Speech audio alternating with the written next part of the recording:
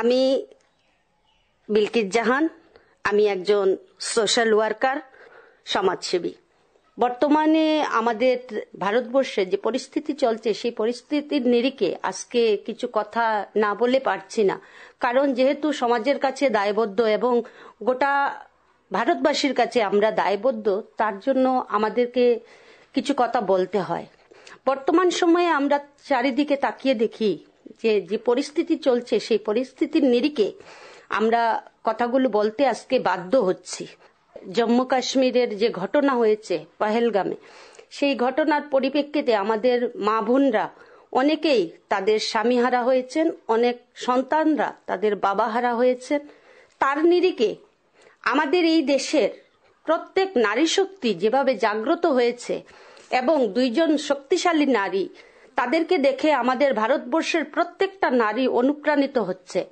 যেমন সুফিয়া কুরেশি, ভূমিকা সিংজি, তাদেরকে আমি আন্তরিকভাবে ধন্যবাদ জানাই এবং শ্রদ্ধা জানাই, কারণ ওনারা যে সাহসিকতার পরিচয় দিয়েছেন তার থেকে অনুপ্রেরণা পেয়ে আমার এই ভারতবর্ষের যত নারী শক্তিরা রয়েছে তারা কিন্তু অনুপ্রাণিত হবে এবং ভবিষ্যতে তাদের মতো মহিলারা তৈরি হবে, আমি সেটা আত্মবিশ্বাস রাখি।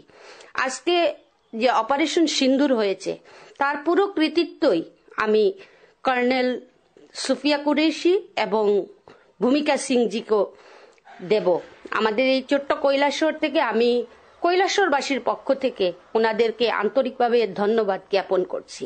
পাশাপাশি যে কথাটা বলতে চাই যে আজকের দিনে দাঁড়িয়ে আমরা মহিলারা অনেকটাই পিছিয়ে গিয়েছিলাম, সেখান থেকে বর্তমান সরকার এবং আমাদের রাজ্য সরকার আমাদের জন্য যা করছে, আমি আন্তরিকভাবে আমাদের কেন্দ্রীয় সরকারকে ধন্যবাদ জানাই।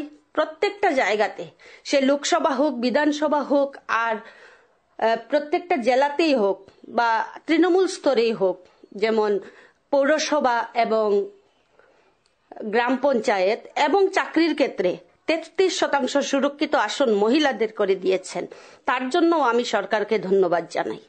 পাশাপাশি যে ঘটনা হয়েছে পহেলগামের, তার তীব্র নিন্দা আমরা জানাই। ভবিষ্যতে যাতে এরকম ঘটনা আর না ঘটে তার দিকে সরকার এবং প্রশাসন প্রত্যেকেই যেন দৃষ্টি রাখে, সেই আহ্বানটুকু আমরা প্রত্যেকের কাছে রাখি।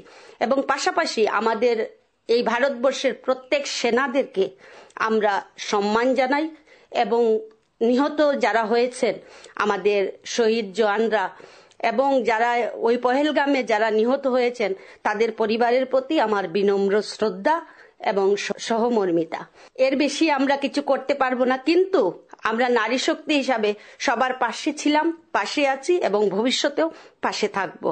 একটা কথা, যে আমি ত্রিপুরা রাজ্য থেকে বিলং করি, সেখানে বিভিন্ন সময় আমরা দেখেছি উগ্রবাদীদের হামলা হচ্ছে।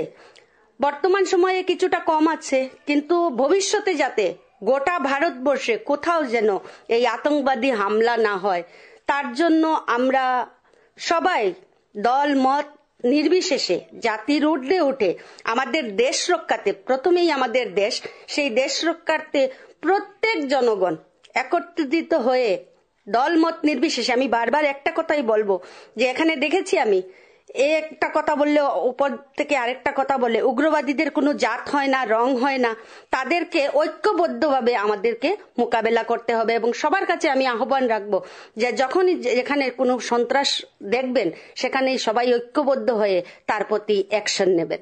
আমরা সবাই একসাথে থাকবো, একজুট হয়ে উগ্রবাদীদের